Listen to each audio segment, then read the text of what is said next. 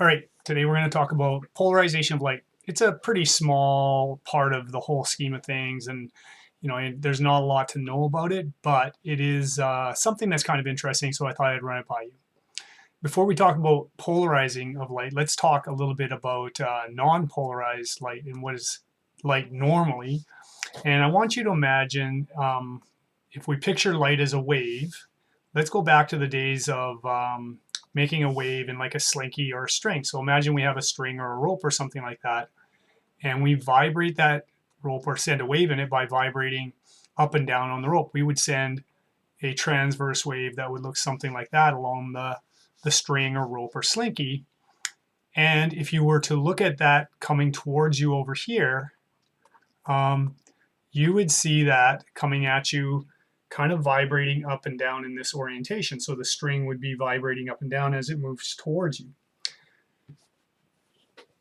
Imagine then if we took the rope and instead of just simply vibrating it in the up and down or in the Y coordinate, imagine that we vibrate it also in the X coordinate, so that not only does it vibrate up and down, but it's also allowed to vibrate side to side. We would get some part of the string going in this direction at any given time.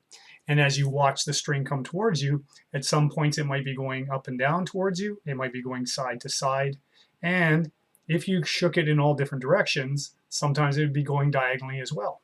So you would have this wave coming towards you. Now let's look at it head on. You'd have a wave that was vibrating side to side. It'd also be vibrating up and down. It'd be going diagonally sometimes, and it'd be going this way at sometimes. So this is what we call non-polarized light. Light that has all these different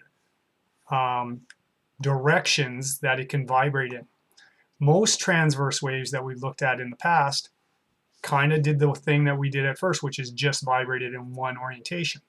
So the difference between non-polarized wave or non-polarized light, that's the light that has vibrations in all kinds of direction, in the Y, in the X, diagonally in every direction, versus polarized light. And that was the first situation. Polarized light is what you get when you simply have 1 degree or one direction that the wave vibrates in. So maybe just in the Y or just in the X.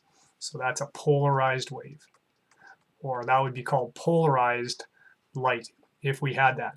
So this is naturally what happens to light, is it comes off most sources like an incandescent bulb or the sun or a candle. It's normally non-polarized, but there's a couple of ways that we can get light to become polarized. Let's take a look at one way that we can do it, and it's using this thing right here. This is a polarizing filter. And a polarizing filter can kind of be pictured like a almost like a picket fence. So you can imagine that we have our light that's traveling in all different orientations. So it's got the up and down, it's got the side to side, it's got the diagonals, and then we send that light towards a filter, and the filter is designed with gaps in it so that only one type of orientation can go through.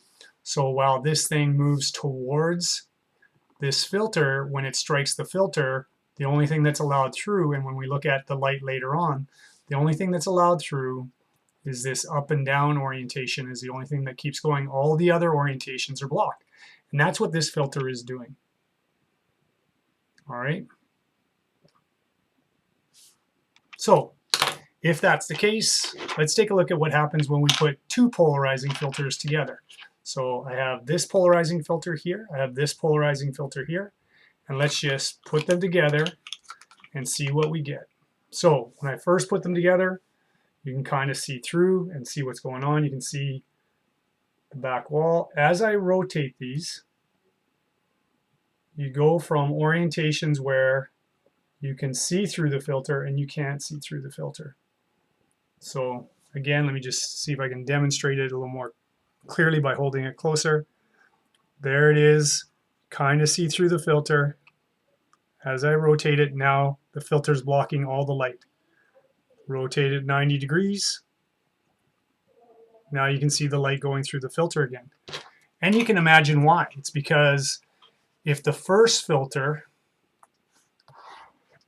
blocked one orientation and then we stuck another filter in there and that filter was exactly the same but held 90 degrees to the other one, now this wave that has one plane, the y coordinate where it's vibrating, hits this filter and now all the light is blocked.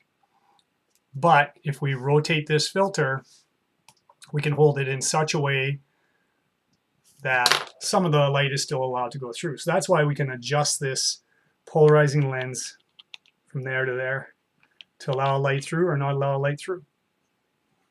All right, so that's polarizing filters. And that's the idea of polarized light and non-polarized light.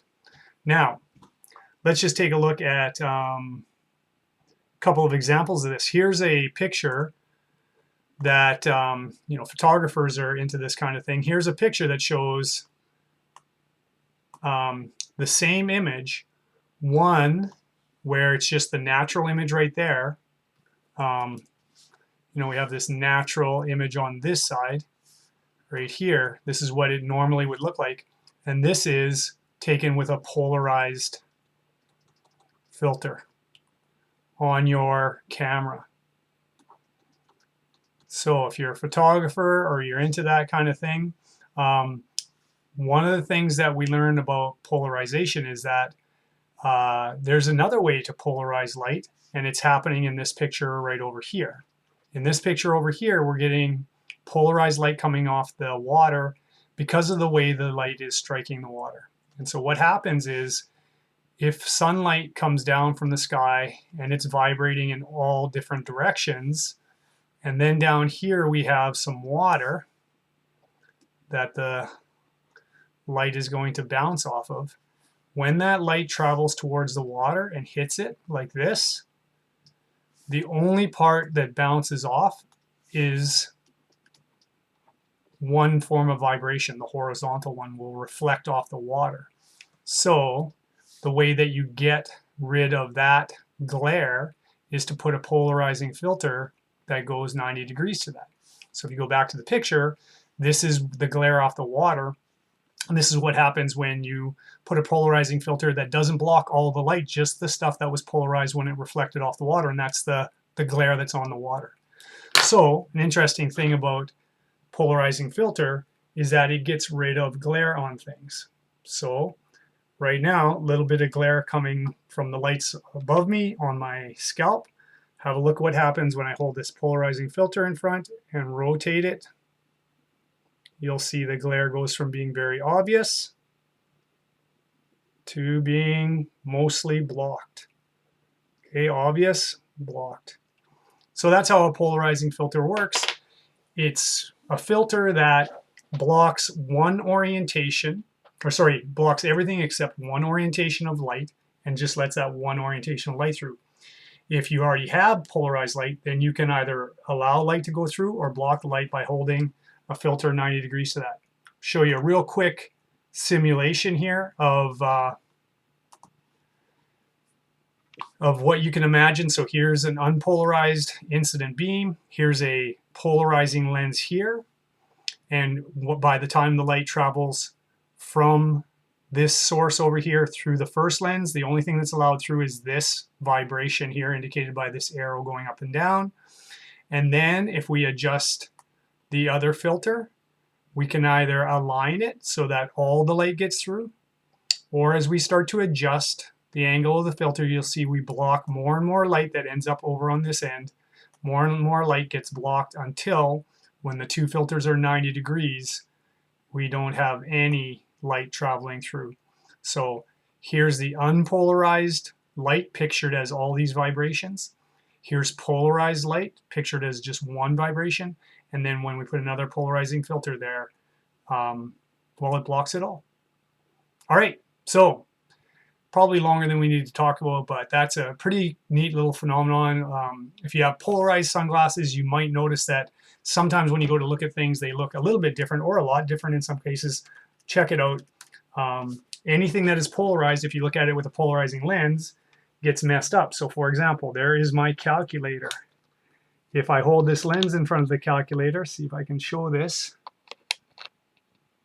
it goes from, I'm getting mostly reflection there, but I can allow the light through or block it. You can try it for yourself. If you have polarized sunglasses, your calculator image screen is a polarized light source. So if you look at it with polarized sunglasses, you might not be able to see it. Just turn your head 90 degrees, then you will. And people notice this when they're driving in their vehicles and looking at the LCD displays. They'll notice that, hey, my polarized glasses are blocking all the light from the LCD display. Turn your head to the side and then it'll allow it all through. All right, so like I said, not the most important concept in the world, not a huge concept, but an interesting one with a few ramifications for real life, so I thought I'd run it by you.